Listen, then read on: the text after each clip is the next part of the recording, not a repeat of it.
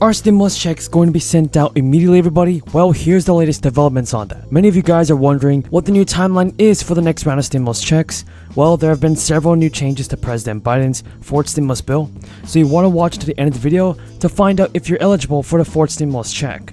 President Biden actually told reporters today that he is not concerned about a recession in the immediate future. This was just hours after the Commerce Department announced that the US economy shrank 1.4% at the beginning of 2022. That marks the worst quarter in 2 years. Gross domestic product, which is also known as GDP, is the broadest measure of goods and services produced across the economy.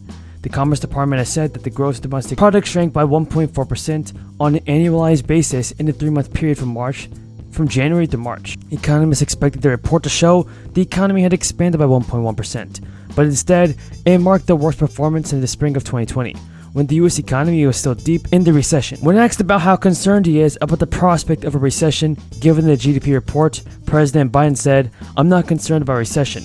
The GDP fell to 1.4%, and here's the deal, we also had last quarter consumer spending and business investment increase at significant rates."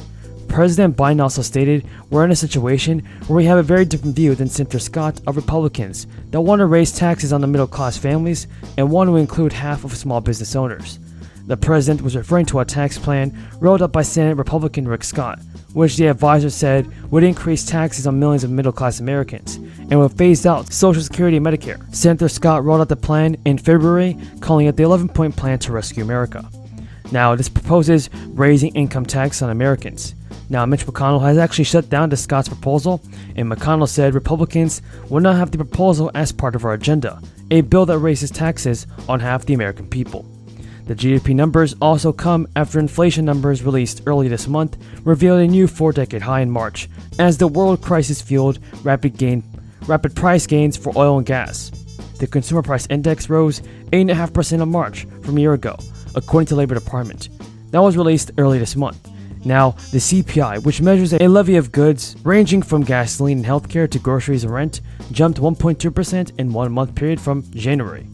Now, Californians can also receive billions of dollars in tax rebates later this year as the state's budget surplus continues to grow. State Senate leaders released an extensive list for spending the windfall, and it's now estimated to be as high as $68 billion. That staggering figure is the high end of a projection from the nonpartisan Legislative Analyst's Office, which in January put the number far lower at $29 billion.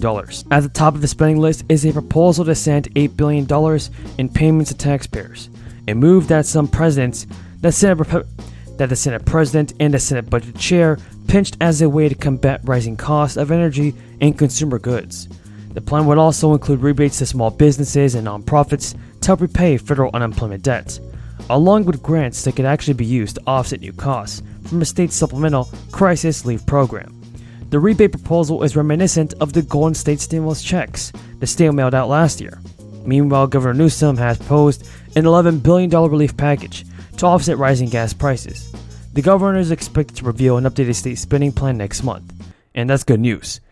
The largest chunk of the surplus, which is around $43 billion, will go to bolster the state's budget reserves under the Senate proposal.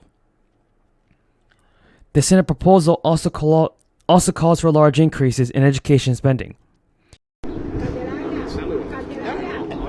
Okay, let us begin. Oh, all right. Hi, everyone. They'll hear you. Right there.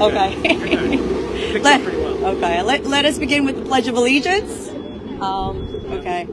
I pledge allegiance to the flag of the United States of America, to the republic for which it stands, one nation, under God, indivisible, with liberty and justice for all.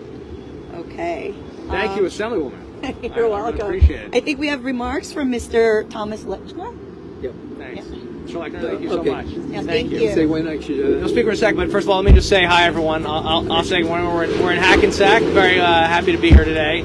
It's a beautiful day. The sun is shining. We're in front of the Senior Center here. Obviously, you just heard from Assemblywoman Park, who does a phenomenal job in our community, leading the way not just for seniors, but for all Americans here and for everyone in Bergen County. We're very lucky to be joined by a constituent of mine who lives locally Mr. Lechner, who's going to talk a little bit about his experience with what we're talking about today, which is senior scams and fraud, especially targeted to older Americans, and what's happening to so many people in our community that I hear about literally every single week that people are affected by. So, Mr. Lechner, if you don't mind letting everyone know a little bit about your experience, that would be great. Right, thank you very much. Thanks. My name is Tom Lechner, Hackensack resident, and as a background, I've been in the technology field doing networking for very large companies, designing and building computers for national companies also. And I was invited here, excuse me, perhaps as a result of a comment I made some time ago to the Congressman's office concerning scam-type telephone calls I had received. First, I'd just like to mention quickly that in doing a little bit of preparation for chatting now, I looked into what's called the Communications Act of 1934, which originally passed in 1947, and something called Title 47 of U.S. Code, in case you're interested, that you might look up. Covers up what the Congressman is currently working on. I noticed that the Congressman has worked extensively on, we'll call it rationalizing and revising the Communications Act terms and conditions to keep up to date with technology as it's advanced. The Communications Act started with the Radio Communications Act in the 1920s, and a predecessor to that even earlier. And it needs constant upgrading, and I think the Congressman might get to the bottom of helping us to avoid scam-type calls and fraudulent presentations that we're all receiving. Now, some of those, which I experienced personally, and I'm sure many of you have, would be for just going back in the last couple of years. Repeated calls, sometimes multiple times a day, saying that your Google account needs updating, your website is obsolete, and so on. Now, I knew that wasn't the case because I didn't have a Google account or website that was relevant. Second thing is, I received a couple of calls which I brought to the Congressman's attention about a year ago, saying that, as I recall, it was either due to IRS or Medicare payment problems, I was about to be the subject of litigation. I received two of those phone calls and recorded messages from the same type of voice, probably the same person, trying to disguise his voice. And I happen to have had those recorded because the voicemail was left for me, which I played back for my telephone company, which happened to be Verizon at the time.